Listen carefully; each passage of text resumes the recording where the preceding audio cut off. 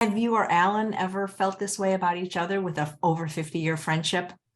Oh yeah, many times. So I would say Alan and I have a probably reasonably normally conflicted friendship. Okay. So in other words, and so it doesn't really sometimes depend upon the personality of the people. It just depends upon who they are and the nature of their relationship and how it all works. So Alan and I'm generally very happy about his successes. Once in a while, I'm a little less happy. and I think that's the same way with Alan.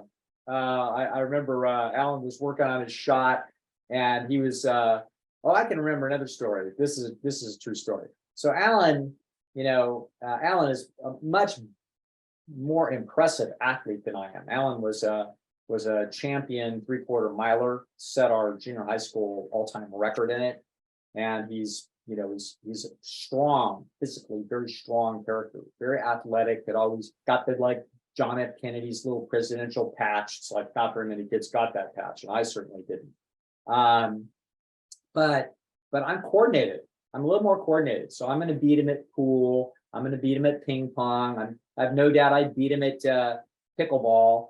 And basketball, we're different, but I'm more coordinated. So the skill parts of the game, I'm better. The athletic parts of the game, he's better. So it's a little yin and yang there, and it's plenty friendly. But I can remember, but he gets frustrated when he can't compete as hard as he works at the coordinated thing. So 25 years ago, he decides to learn how to play tennis. This is a great story. A great story for me. It's not such a great story for Alan. So he decides he's going to learn how to play tennis. And for a while as a kid, I hit a tennis ball against my garage door for a few months, because I kind of got interested. I don't know, Jimmy Connors won the US Open or something. And so I was excited about that. So I got a tennis racket and I whacked it against the wall for a few months. And then I put down the tennis racket and pick it up again. So fast forward like 30 years. So now we're in our 40s. And Alan has decided he's going to take a tennis class. And he took a tennis class for like 6 months. And he goes, hey, well, when you come up, we'll play tennis. And so I said, sure. Okay. So we go out there, and I could see a typical Alan, very methodical. He's seeing exactly how they taught him. And I just beat the hell out of him. And it was just differences in coordination. And he was like, I can't believe that. He goes, I remember him actually like, this is ridiculous.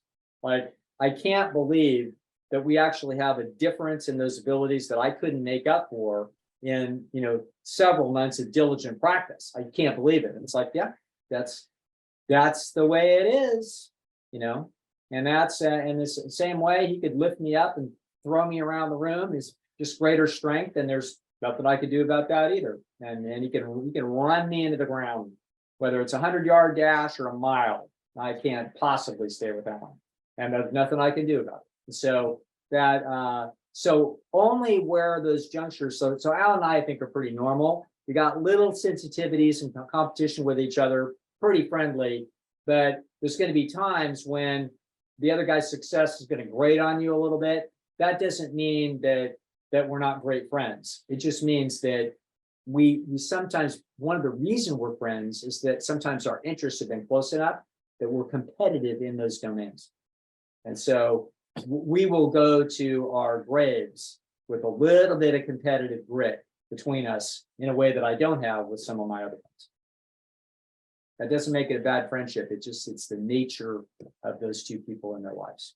Yeah. People say they love when you talk about Dr. Goldhamer.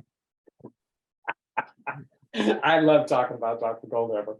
He is the most interesting human being I've ever met. Okay, he was the most interesting creature I met on the playground when we were in the 3rd grade. He was instantly very different than the other kids. And 55 years later, he's still an enigma. You know what I mean? He's still a fascinating, bizarre, immensely talented, and occasionally infuriating human. And that's who he is.